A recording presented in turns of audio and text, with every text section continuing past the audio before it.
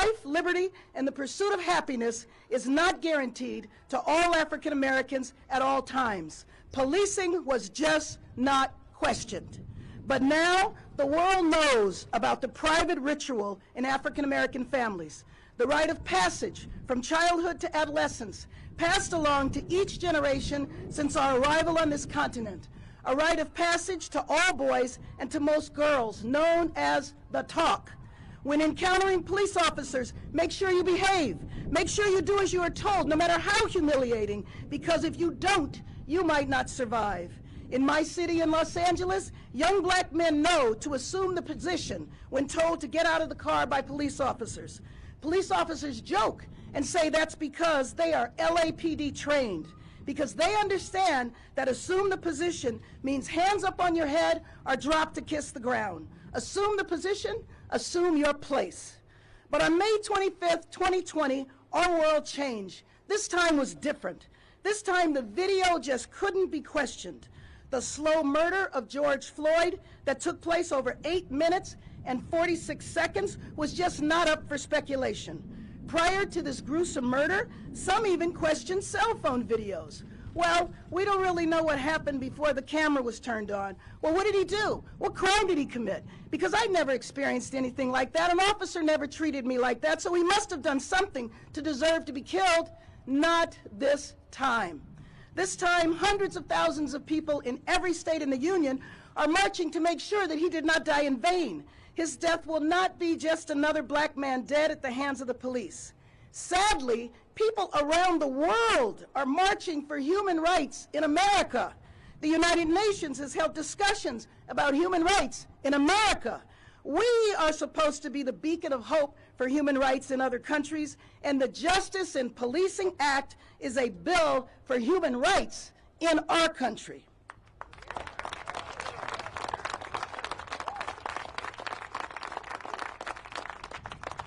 And to respond to the cry of hundreds of thousands who have marched every day since his murder, so we will never forget his name, George Floyd Justice in Policing Act establishes a bold, transformative vision of policing in America that ends police brutality, that ends racial profiling, that ends the practice of denying Americans the ability to sue when they have been injured, and gives local jurisdictions the power to fire or prosecute offending officers, that bans chokeholds, no-knock warrants, and makes sure officers known to be abusive aren't able to travel to different police departments after being fired. 12-year-old Tamir Rice would be alive today if the Justice in Policing Act had passed 6 years ago. It is fitting that today we will pass this historic legislation. It is fitting because today, June 25th, would have been Tamir Rice's 18th birthday. A profession where you have the power to kill should be a profession that requires highly trained officers who are accountable to the public. Embarking on a journey toward a new vision for policing in America is only possible because of the incredible leadership in the House of Representatives.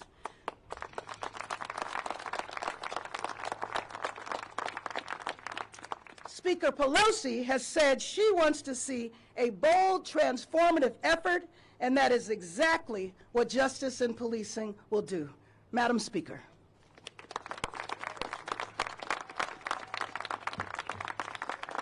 Thank you, Madam Chair. Liberty and justice for all. That is what we pledge allegiance to every day. Today, we stand across from the Supreme Court, where 7 years ago today, the court undermined justice with the Shelby versus Holder decision to gut the Voting Rights Act, which we have enacted again to fix with our Voting Rights Advancement Act, sitting over in the Senate. Today, we sit amid the injustice of the coronavirus, which has disproportionately inflicted suffering on our communities of color, which we enacted to address in the HEROES Act, which sits over in the Senate. Today, we are standing here for justice as we bring forward the George Floyd Justice in Policing Act. Exactly 1 month ago, George Floyd spoke his final words, "I can't breathe," and changed the course of history. Since that horrific day, Americans from every walk of life and corner of the country have been marching, protesting, and demanding that this moment of national agony become one of national action. Today, with the George Floyd Justice in Policing Act, the House is honoring his life and the lives of all killed by police brutality and pledging never again. The George Floyd Justice in Policing Act will fundamentally transform the culture of policing to address systemic racism, curb police brutality, and bring accountability to our police departments. It will save lives, as the distinguished chairwoman of the Black Caucus, author of this resolution, has spelled out. 2 weeks ago, Philonise Floyd, the brother of George Floyd, testified powerfully before the Judiciary Committee. He said then, the people marching in the streets are telling us enough is enough. Be the leaders that this country, this world needs. He went on to say, George's name means something. If his death ends up changing the world for the better, and I think it will, he said, I think it has, then he died as he had lived. It is on you to make sure his death isn't in vain. Today, we have the opportunity and the obligation to ensure that his death and the deaths of so many others are not in vain. When we pass this bill, the Senate will have a choice to honor George Floyd's life or to do nothing. I thank the Congressional Black Caucus for bringing us together on this historic day as we prepare to pass, once again, the George Floyd Justice in Policing Act. We are blessed to be led by the CBC Chair, Karen Bass, who brings 47 years of leadership advocating for racial justice and an end to police brutality. Thank you to the Judiciary Committee Chair, Jerry Nadler, for his leadership, also to Representative Sheila Jackson Lee, Representative Emmanuel Cleaver, and all of the Judiciary Committee members and Black Caucus members and other caucuses of the Congress as well for their tireless work to bring this bill to the floor. We are privileged to be joined with Kristen Clark, President of National Lawyers Committee for Civil Rights Under Law, a champion for equal justice in America. We welcome you and thank you for your leadership. And with that, it is my honor and privilege at this time to yield to the distinguished chair of the Judiciary Committee, Jerry Nadler. Mr. Nadler.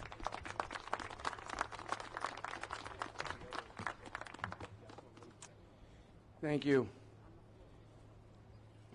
More than 20 years ago, I marched in New York after Amadou Diallo was gunned down with 41 shots by New York City police officers after reaching for his wallet. 15 years ago, officers unleashed 50 bullets, killing Sean Bell the night before his wedding day. And today, we see how little black lives still matter in this country, in too many parts of this country, with too many police officers, with too many people. We must change this. It is long past time to change this. Today, I join with millions of Americans across this country in saying enough is enough. I'm proud to join my colleagues in delivering on the promise that so many of us have made, that real change is on the way. Today, we will pass the legislation that will reimagine policing for the 21st century and will hold officers who commit misconduct accountable for their actions. The House will do its duty and will pass the Justice in Policing bill today. I hope the Senate will do the same, but I fear it will not. This is not the time for half measures. It's not the time for further study. It's not the time for sham fake reform. The Senate bill is sham fake reform. It gestures, it uses some of the same words, but it does nothing real. We must insist, the country insists, on real change, that Black Lives Matter, and that the Senate, the Republicans in the Senate, cannot be allowed and will not be allowed to thwart the will of the country. They must support our legislation, and I predict that eventually, it may take a while for the pressure to build up for the country, they will. Thank you.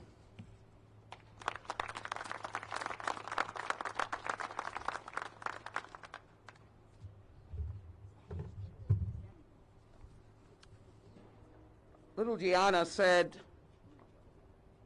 in the aftermath of the death of her father, Daddy has changed the world. So as I stand here today, let me proclaim, as a member of the United States Congress, the Congressional Black Caucus, and this outstanding Democratic caucus, that the George Floyd Justice in Policing Act is not a figment of our imagination, is not an idea that we just wanted to exhibit our proudness of the law. But this legislation is America's legislation. It is a patriotic stance that says that we all are created equal under the law, and we are not to be denied that equality. This is an emotional day for many of us who have worked for decades on police reform and ending police brutality. It is an emotional day for many of us who have interacted with America's law enforcement, citing the good deeds and mourning those who have fallen in the line of duty. Do not dare to suggest this outstanding speaker, chairman of the Judiciary Committee, civil rights leaders, Ilhan Omar, and our chair, Karen Bass, and others, have any angst or stance against law enforcement. What we are saying is, in this time, in the multitude of sections of this bill, in complete contrast to the lack of substance of the Senate bill, is that we list a roadmap, a pathway for justice in this nation. That justice is qualified immunity that gives the right to the victim to be heard as well in the courthouse. It gives the right to a federal ban on no-knock, and it gives the right to ending chokeholds on a federal law. There are many other things, and I would imagine that black parents will always give the talk.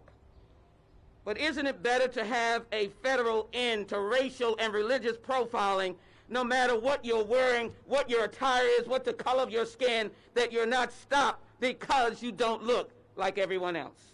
That is what this bill does.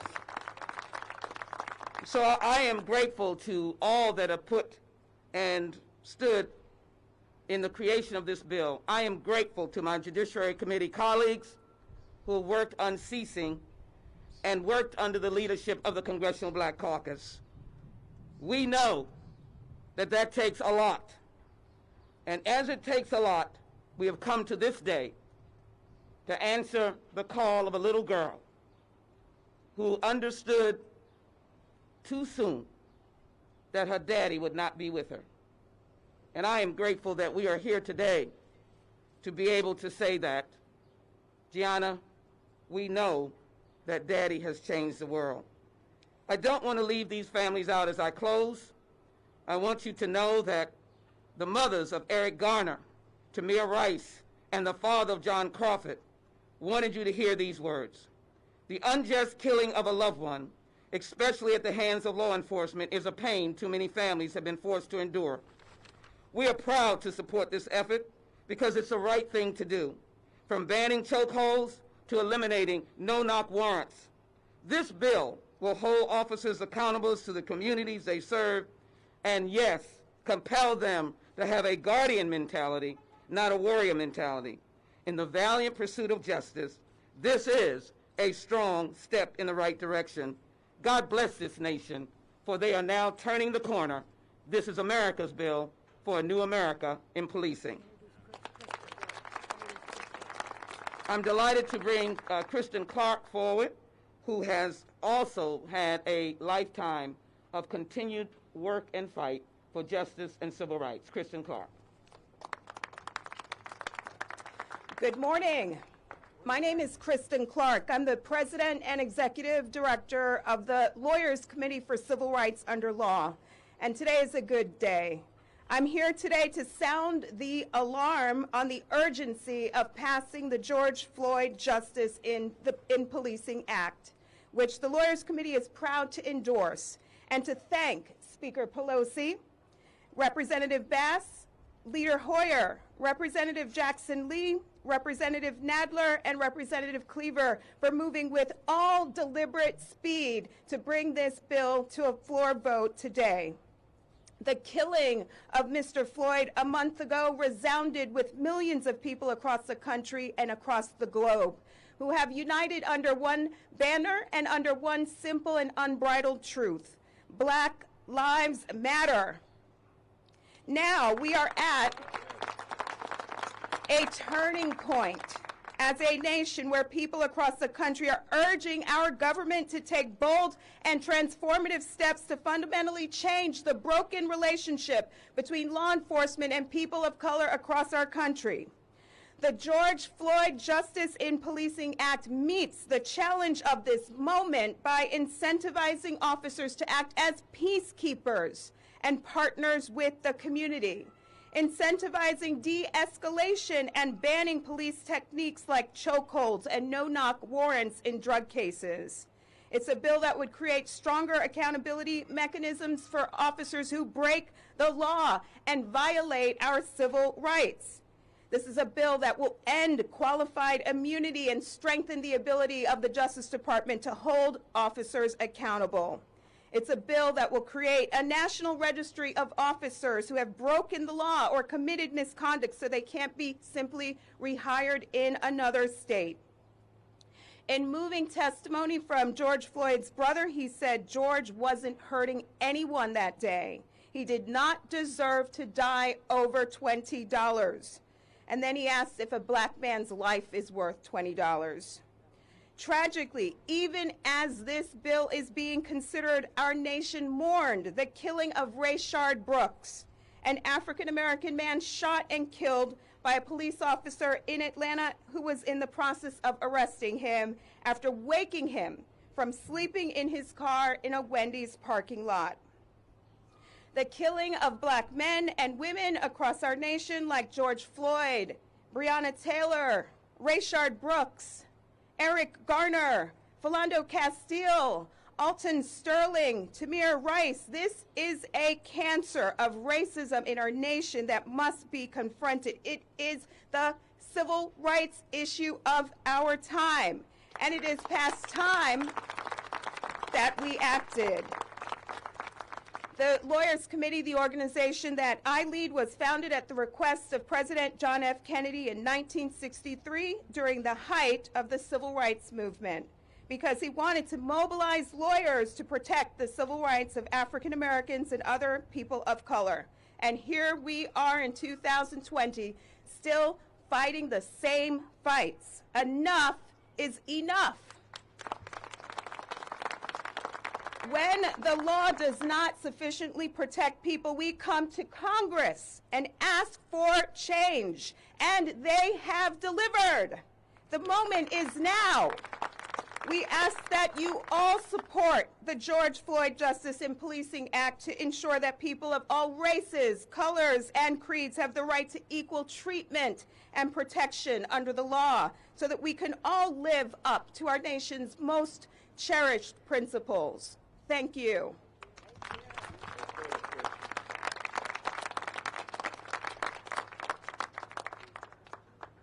Madam Speaker, Madam Chair, there is, I believe, a suicide gene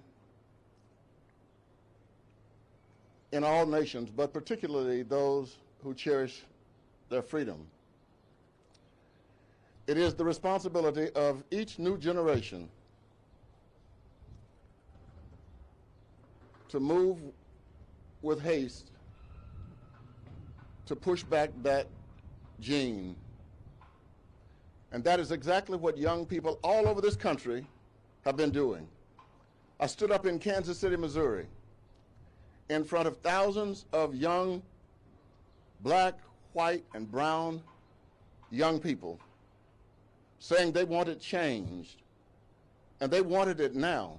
I almost wept when I stood up and looked out at all of those young people, and the majority of whom were white. What they are saying is, this is not a black issue. This is an American issue. And they are condemning the adults for having not done anything. Now, let me just say that I sat up last night. I live in the Methodist building right across the street, and I was reading out of a book that I actually read, and stumbling through the 5th chapter of that book, I saw the words, "You are the salt of the earth. But when the salt loses its flavor, it is of no good to anyone." Congress has been looked upon by these young people as the salt of this nation. And if we lose our flavor, if we lose our commitment to change, if we lose our responsibility to listen to what they have been telling us, then we are of no good to anyone in this nation. Now, let me say very clearly, I will not, we cannot succumb to congressional timidity. We will stand this time stronger and tougher than we've ever stood before.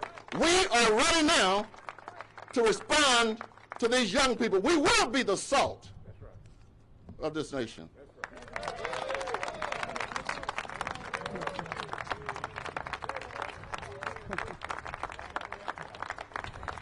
Historically, whenever great change, great transformative change has taken place in our country, it's because there has been a mass movement that has demanded that change.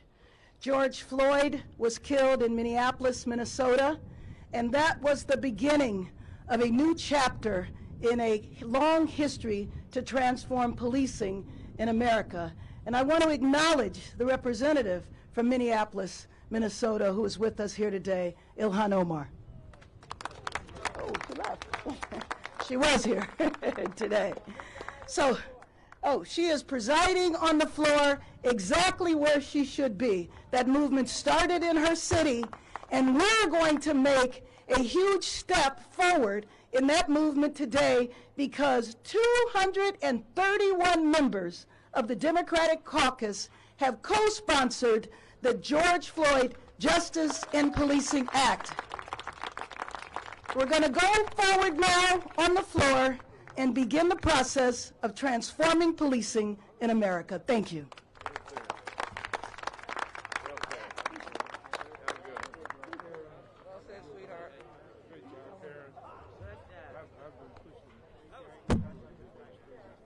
Step back a little bit from her. She don't have a mask on.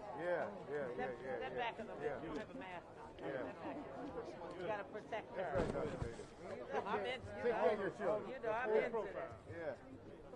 I'm into that 6 feet thing. Fantastic. Congratulations. Let me know if I can be part of the vetting process.